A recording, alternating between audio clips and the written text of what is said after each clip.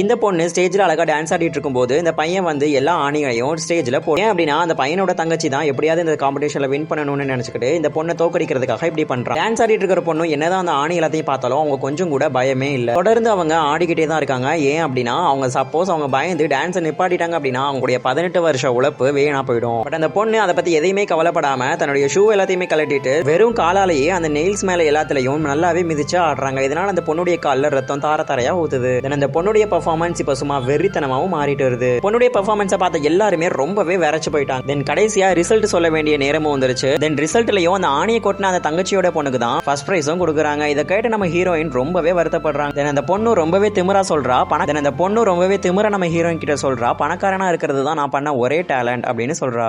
இதை கேட்டு ரொம்பவே கோமா நம்ம ஹீரோயின் அந்த எல்லாரும் முன்னாடியுமே கத்திடுறாங்க இந்த பொண்ணு ரொம்பவே சீட்டிங் பண்ணி தான் இந்த காம்படிஷன்ல ஜெயிச்சிருக்கான்னு. தென் ஸ்டேஜ்ல இருக்கக்கூடிய அந்த ஆணிகளையும் கூப்பிட்டு காமிக்கிறாங்க. இதை பார்த்தா ஆடியன்ஸ் எல்லாருமே ரொம்பவே கத்த ஆரம்பிக்கிறாங்க. இதை பார்த்து அந்த ஜட்ஜஸ் எல்லாருக்கும் கண்ணை காட்டுறாங்க. தென் அவங்க மூலியமா ஆடியன்ஸ் எல்லாத்தையுமே வெளியில அனுப்பிடுறாங்க. தென் நம்ம ஹீரோயினும் அந்த கீழே கிடந்த நெயில எடுத்துட்டு போய் அந்த ஜட்ஜஸ் கிட்ட போய் காட்டுறாங்க. இவனுடைய அண்ணன் தான் இந்த நெயில்ஸ் எல்லாத்தையுமே கீழே போட்டான் அப்படின்னு சொல்றாங்க. பட் அந்த தங்கச்சிக்கார பொண்ணு நம்ம ஹீரோயினை பிடிச்சி ரொம்பவே அடிக்கிறதுக்காக வராங்க. தென் அப்படி வரும்போது அந்த ஜட்ஜும் நம்ம ஹீரோயின் முதுகுல இருக்கிற பட்டர்ஃப்ளை ஸ்டாட்டுவை பார்த்துடுறாங்க. இப்பதான் அந்த ஜட்ஜ் மனத்துக்கு புரிய வருது இந்த பொண்ணு தான் நம்மளுடைய பொண்ணுன்னு.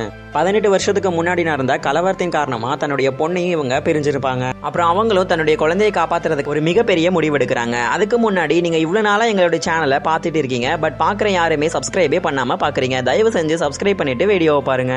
தென் அவங்களுக்கு பிறந்த அந்த குழந்தைய எக்ஸ்சேஞ்ச் பண்ணி வச்சுட்டு எப்படியாவது தன்னுடைய குழந்தைய காப்பாற்றணும்னு முடிவு பண்றாங்க. திரும்பவும் அவங்க ஹாஸ்பிட்டலுக்கு போயிட்டு தன்னுடைய குழந்தையை செக் பண்ணி பார்க்கும்போது அந்த குழந்தையோட முதுகுல அந்த டேட்டூ இல்ல. இதை பார்த்த உடனே அவங்க ரொம்பவே ஷாக் ஆயிடுறாங்க. தென் அந்த டேட்டூ இல்லாத குழந்தையை எடுத்துட்டு வந்து வளர்க்க ஆரம்பிக்கிறாங்க. அந்த குழந்தைக்கு டான்ஸ் எல்லாமே சொல்லி கொடுக்குறாங்க. ஸ்டெப் பை ஸ்டெப்பா சொல்லி கொடுத்து அந்த குழந்தைய இப்ப இவ்வளவு பெரிய டான்ஸர் ஆக்கி இன்னைக்கு நடந்த காம்படிஷன்ல அந்த